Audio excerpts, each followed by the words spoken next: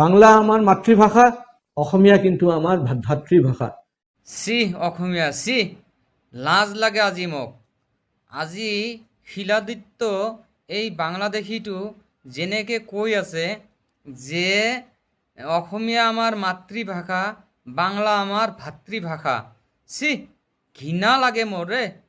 চালা অসমীয়াৰ গাত চাগে তেজ অলপো নাই, গোটেইখিনি পানী হৈ গৈছে।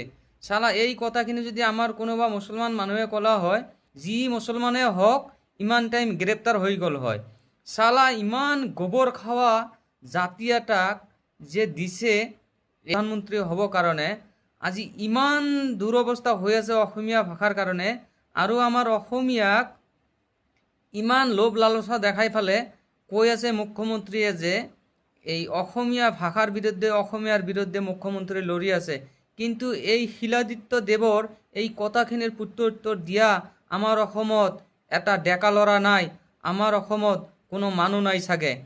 তাৰ প্ৰমাণটো মই মুখেদি মই নকওঁ, মই শিলাদিত্যৰ ভিডিঅ'টো আপোনালোকৰ সন্মুখত ধৰিছোঁ।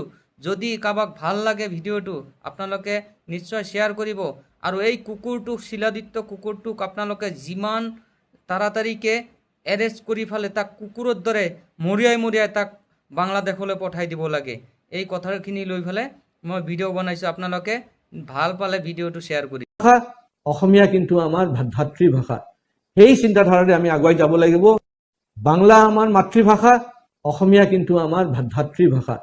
সেই চিন্তাধাৰাৰে আমি আগুৱাই যাব লাগিব। বাংলা আমাৰ মাতৃভাষা, অসমীয়া কিন্তু আমাৰ ভাতৃভাষা।